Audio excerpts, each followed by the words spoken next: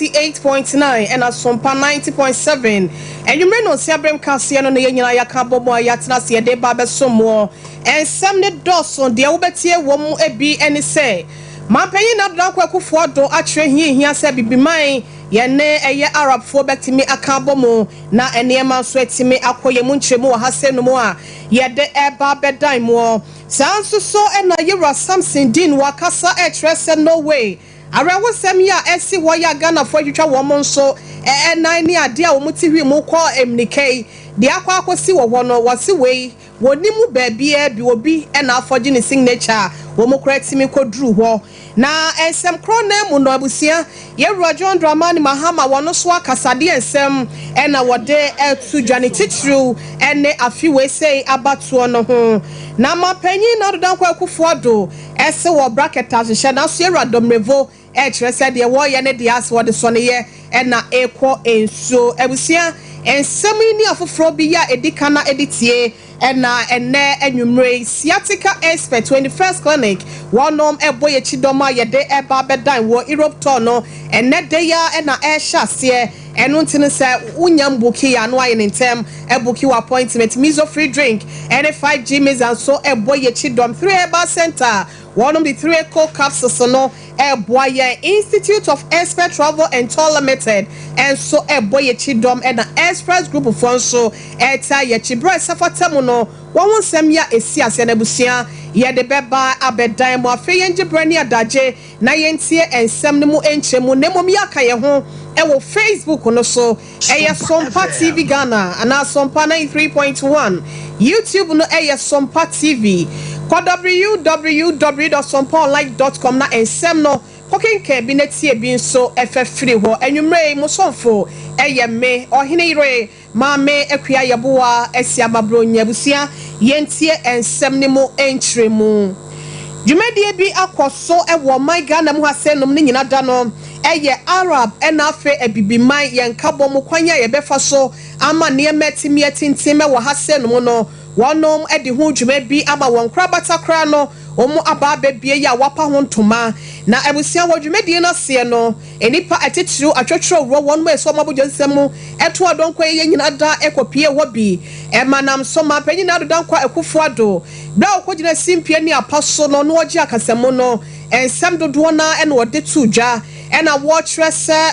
etire wo hwe no eya ba kwa ya na ne ma na eso no ya na edudema no nanso be no so ya na emia enu ntinu wakasa e de akyerese Ghana hasenom ene ebibremu hasenom nyina yonkofa ya ehu hia se ne Arabfo no enya no ehu hia ye papapa ye ni kwanso adasane biada edi ho agro nenum no akyerese sa yonkofa wese no eba ebetimi aboa ama yensi kasem no etimi atotoye ede abaye afewiemu nsakraye nso ho bambo no so no ebetimi agina ama wo hawodo bi etese COVID-19 krampo na ne yeda so gina mu no ayonkofa ebetimi aboa ama ye nyina so yetimi akonsebe ya ene ema nyina bekoye ede ama bibremufo ena afe Arabfo na dodankwa ekufuado.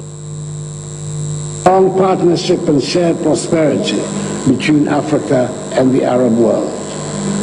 Over the past 5 decades,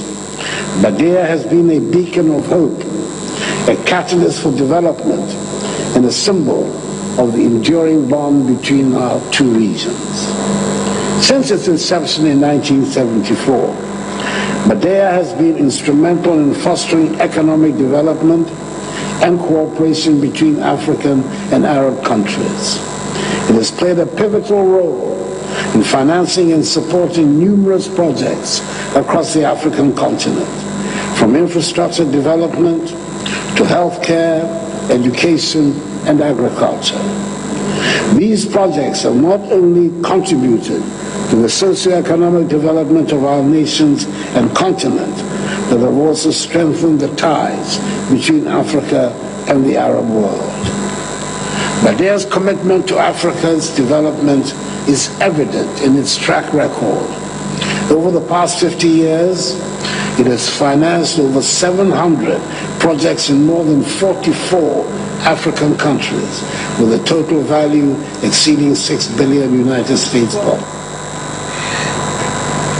Abusia nipa yete nenken eye mampanyin na dodankwa Ekufuado ene wo hwe bibre mu hasenom ama bese aduanan ekoso ena wo kyerese dwumedie makomako bebro sa hanso ena arabfo etimi abo bibre mu fo a yensa etimi akentene hu hiase ani wo mu ayonkofa no ye betimi ebie mu abusia ye free na dodankwa Ekufuado nse ne free ne nkyeremu ewo enei Paralympic wonum eni nanya wo mu communicate dem o my Ghana de hye ene no way memo na wonum akopie ni nyina da no ene se eye afi we say no Beijing marathon no na wo mo se wo mo do mu ho akohye mu bi na rahosem ya esi wa kire ene se Ghana for no binum a wonum free ase no mo koye no wo mo akoto America na so wi akire no ebi adwane de free wo ya kyese wonum di o mandi a kyekire mu wa ma hodo so a ni nyina ene se wonom akopɛ wo muti de adidi ma wo hofi se Ghana ha se nom na setena no emu ayeden de aba wonom na ebi tena tre mu na wonti anyeye ya kyese aprosifo ekodoa wonom a enti ekra ye frɛkye ba ne so ba akode wati na nanom wo ensie do na asem we sei eba ye no de yesi de gyawa na ye de asoa se ye pe obi de sa wo ha we sei ho kahye no de akwakoso ne de a na eye president ye wono da National Paralympic Committee no ano Yera Samson Dean eno no yede sobo no akɔbɔ no nanso panyin na babonten kyerese ye nuanom a wo mu ni nan ya wo mu koto amnika ekura no ekwan ye wo mu fa so wo mu firi my Ghana mu hasenom ekopie mu ewo amano ne wo no wonim ho hwe wo kyerese afi we se da se amnika no kura no wo mu nhye danka ho na wonim nipa kro ya kyerese wotimi foji wo no ankasa ne signature ede kwama wonum a kyerese wo fa so kwaje visa wonum ekire mu ewo ho Yera Samson Dean wa kyerɛ sam dodo no mu ene de kyerɛ has the MPC Ghana never have I signed any letter for and on behalf of the Ghana Paralympic team, and never have we or any of our assigns or officers of the Ghana Paralympic team or the MPC Ghana have applied for a visa at the Norwegian embassy. I want to appeal to the people of Ghana that the pictures, the images, the stories that is going viral has nothing to do with any member or anyone they see in the picture. None of them are involved or have or are associated to these people.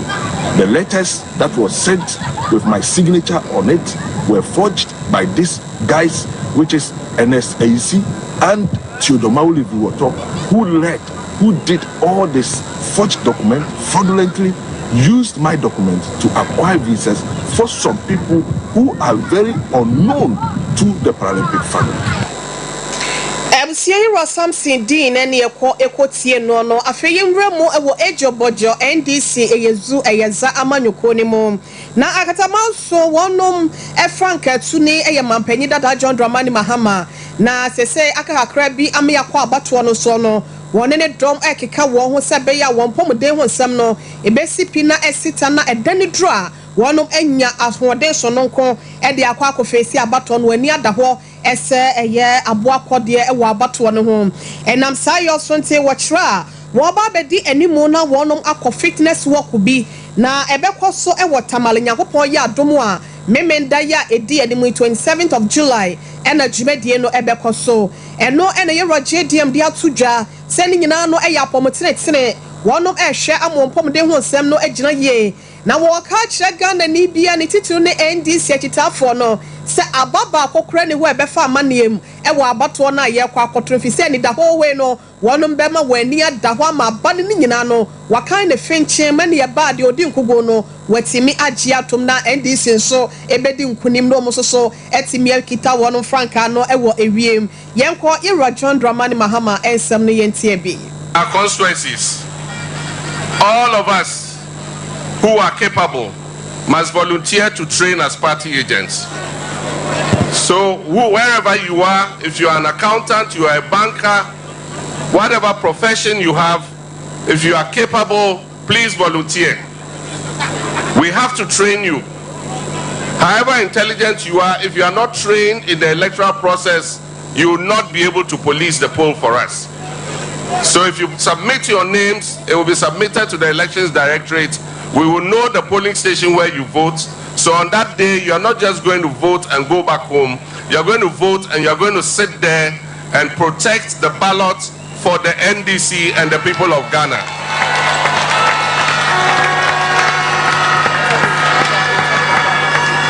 All the ballots have been counted. I don't want to call any constituency executive and your phone is off.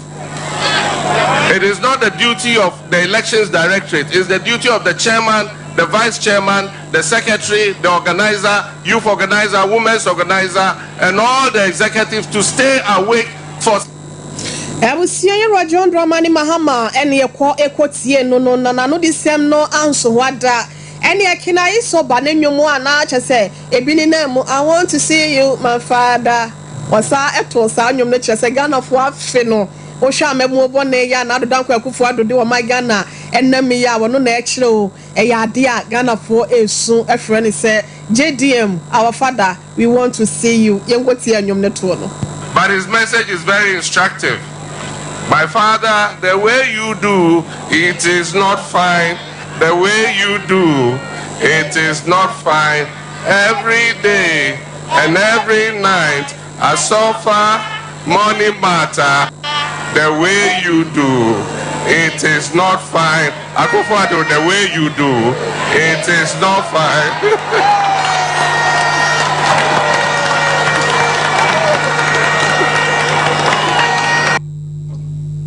Ebusia, you're John Dramani Mahama. And what I said, the way you do, no, it is not fine. I want to see you, my father, as a Jadia Woya and Diawoya Ghana for no, and yet Franka Kita for Edema NDC, Chebatan Amanyoko, no, Yera JDM, and your call Ekotie no.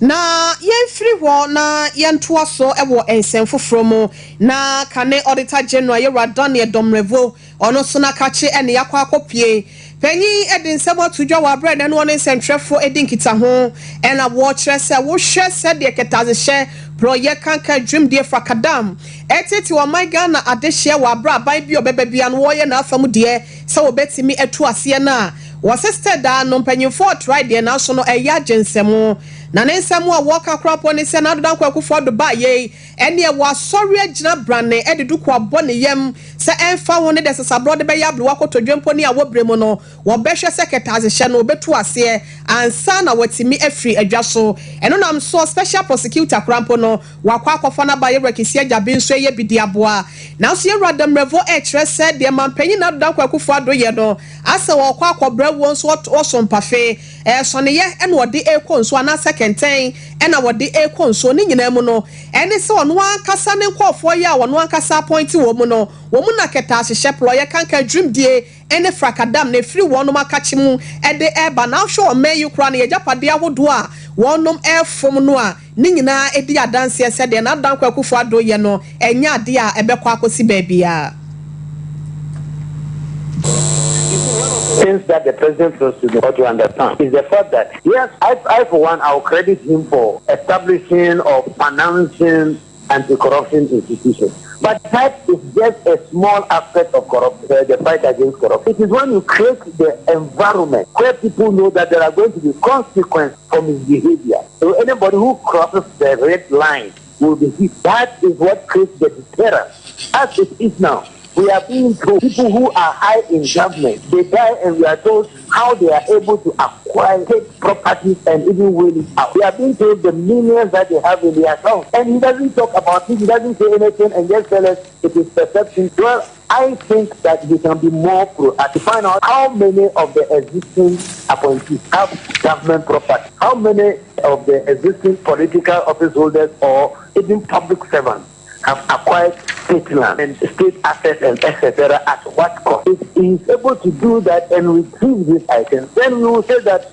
this man is seriously fighting corruption, but not to just play the office. I believe that he knows that the 30 million Ghanaians is definitely superior to his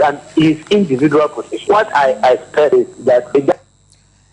Ebusiani pa yete nenken Kane Auditor General Yeradom Nevo ena yekọ ekotie ni ntremu no afa yeremo ewo yerabi a wono so wabe ba amanyo semu se yenya okode aniwa na yemfa pense mu ensem entra mansanya wakodale mu ye pa e ba pomode ho nsem so a panyi ejina abran metre Dr. Kennedy Atta panyi dia sudwa e trese wo hwe ejapade document no ene nwoma bi anase buku bi a empanyimfo atwere no a ninyina no wose wo manyi ye japade no ena amanfo efom no fa sa ninyina no ena o ma atwere hu buku a wonom de na sa buku no mo de ban ne de emfa so papa bia enhyeda eni so yenko na yewa Kennedy ensem yentie bi.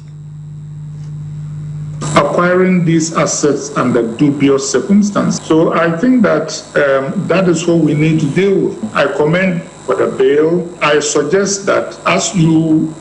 indicate, I think that can be expanded. A big part of the problem is not just the buyers, it is also the sellers. Right. The people, government, who are making these sales, their motives, their guidances, and whether these sales are being made in the public interest or not. And I believe that there ought to be very strong protections of public access to prevent people from selling them, because I can tell you, if we do have time to discuss judgment debts, there's precisely the same thing that people come and say they have judgment, doesn't even go to court. It settles this on the side, people get kickbacks. It is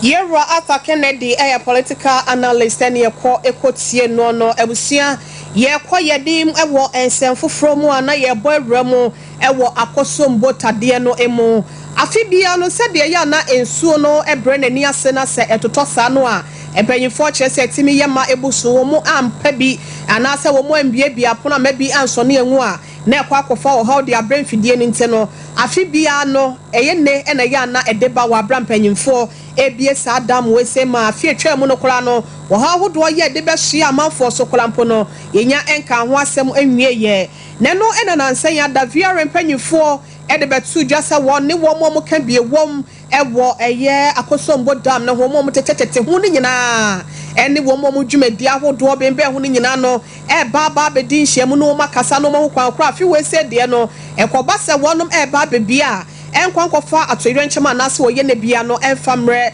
adehye ya wonom wo empotam ho na ye kasai no adehye ya wonom so etete empotam ho e bi te semape ye no one of tongue mensin mu empotam ho na wonom sunu gujem ni nyina ne se o mo kire se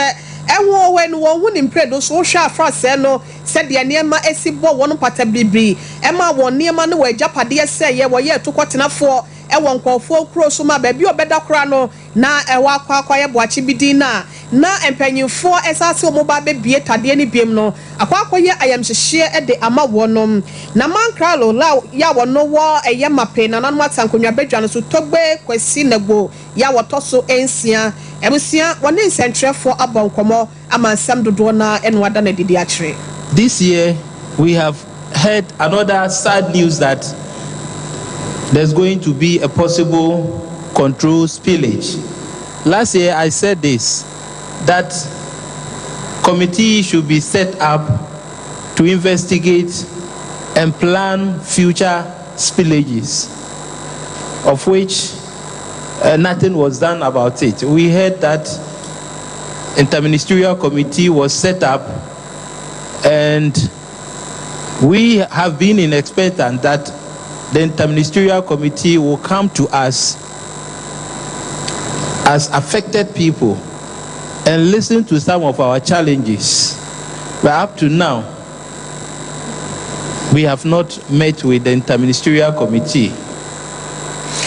Ebusiani pa yete nenkan eye mankralo ya wono ewo mapeye no ewo north tongue mensinimu ewo fragmentemu togbe kwesi nego ya wotoso ensia na ye koye nimo no na ye komo ewo pembewura na ebusia wono ene ye man hene ya wote adwa so de makpengbe na nanu matankonwa bedwa no so na wode kokobo ede ama adehye ye wonpotam oni titru ene emebru ni se ede yensu ade ne yetranton ya wo ye niema basa enchre eni so enfa enchre hemfo ya wono wonpotam ho no wo sitin tontan kama wonani nsu ade a sebie so enya bogadom na nananu mo hwe no eya ade a wono ba ye ache kantete amemo no obu nana ebu ansampo na amanyofo enya tumi ababedi o mayi so eno nte no emebunu no binom ne amanyofo binum a wasoa wo me won fa boge enye so an ya da ne da no wo bu nananom animtia no wose huebe efiri saa ebre ya ye kasa ye kono wo wunim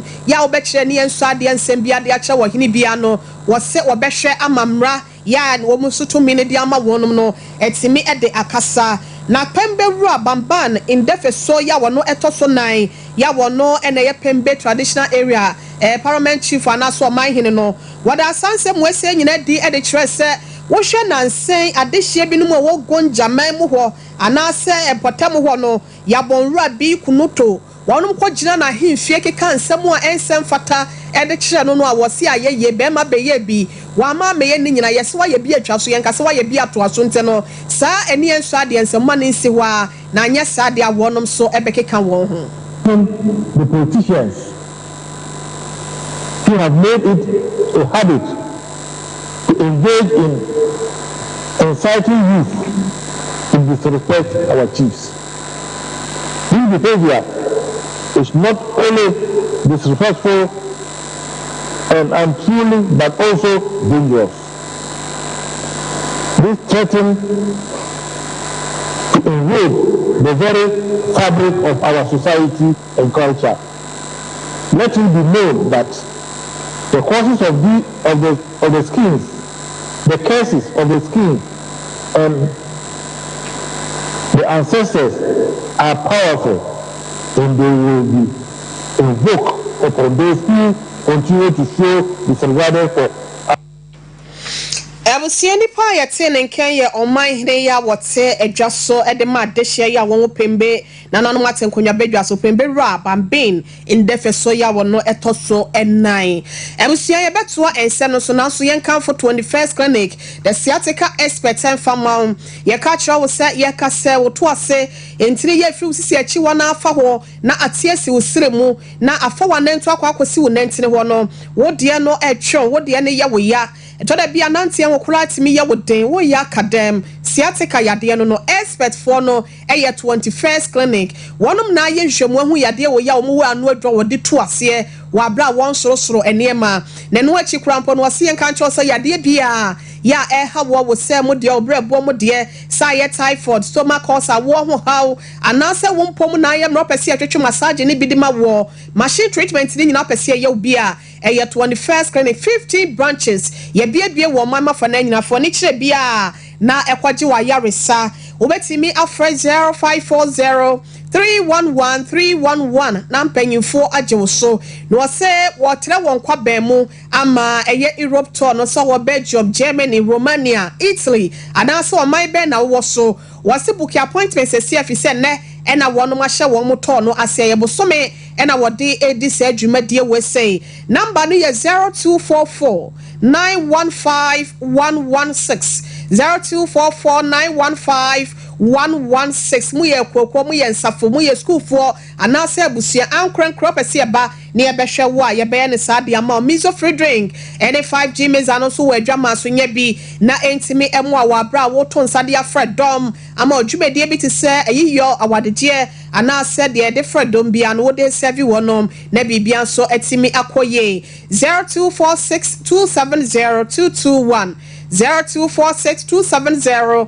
221 3A Bar Center busia wasu koko yade no wayem timni usisi yade no eye 3A co classes edro waso eye kufa show wode yo ho ane se etu yalwana se 0546 107 107 for nichemu ewo kwana keba misi eba pidank ene baby biala yetonno etuno no akwaje wodie Institute of Expert Travel and Tour Limited ebusia wase enkan show se visa ho nsem wo yedwadini wo yesuku ne pese okọ na okọto suku so anasa adesua so ewo amanone anasa de on pese okọ bra ewo ho a waso akwantu ho nsem gina afa bedan no na wontimi entoto enema emfa ma odwumayefo ahodo ya mo nso mo wo my Ghana mu asem mo pese mokọ na mokọto amadwumayeso so ye nurse ne wochi awo pharmacist anasa lab technician wo ya construction worker anasa labor krampo na wo say bra na wo mo a se be ya wo nso betimi akodi nkwi ewo amanone 0539 858766 and 050469 4209 na wonom agye so na yɛse emwo we no ɛya na yɛngye free faako no nti no express group for enso se bra wo ye dwadini a ebia pese okofa neema ewa amano ne ba wose bra na akwantu no ho nsɛm nyina bookings ene de visa ho ne ade nyina no wo bɛyɛ ede amount saa so ene bia wo de no so akwa ya adesua pese okoto abrabɔ so ewa amano ne a wose kumase asafo labor runabout ena wonsa ebeka no saa so na wato no waheta ewo mema fa na nyina nkratema legon ene ade nyina so no owo ho bomode a ne phone 0249 000448 and now 0508 111343 na waje so amane man so etimi akoye e de amao e de afa wakwantuo ho ensem so ebusia Sompa TV so ne Sompa 93.1 FM wo kuma se Sompa 98.9 wo bromantem propose nyane mu e na Sompa 90.7 eno so e wo bonapoye mantem nkranza e na wutie ensem no e de efa yet was so e de amamo na ye ba santemantam asenom na mankra so e ye kro ba ko ye no e wa afo no south mense no emu ebusia wonom pitch bi anase park bi ana mabunu no ekodi agro e wo so no na dodan kwa kufuado enne mpanyimfo e hye wonom base wo ba be no astrotef ni bi e de ama wonom se be ya kansie so ebetimi e de enkabom ato akoso e de abre adehye ye wo empotam ho na so wo cha wo de grader ebesi so ya wo dwi so nyina so no ye ka se no ese amanfo no hwa e ya sai kwanti mo de dane afo krampo wieye na so onimonyafo mensa dapa yera Evis was mensa dapa wono na breya ye ka se MPP amanyoko ni dimo e wo mpotam ho no wasore agina so pese wo ko epre ma hyebedwa akonwa no wo de aso akwa form ama o chese wo nhwe e ma wono pechi no ensenti no wo ba be hya ase na watimi asiesie pechi no ama na ye abefo de yenko na yera no ensem a wo de tudwa wa bra ene no de aso ebo form dwumedie na se no yenko tie bi mra ayameni so se anopen so yeshia ha na eni so ade hunya ne se mankan so the only district capital e wo ye district mo sabi sensen bi e be sensen wiem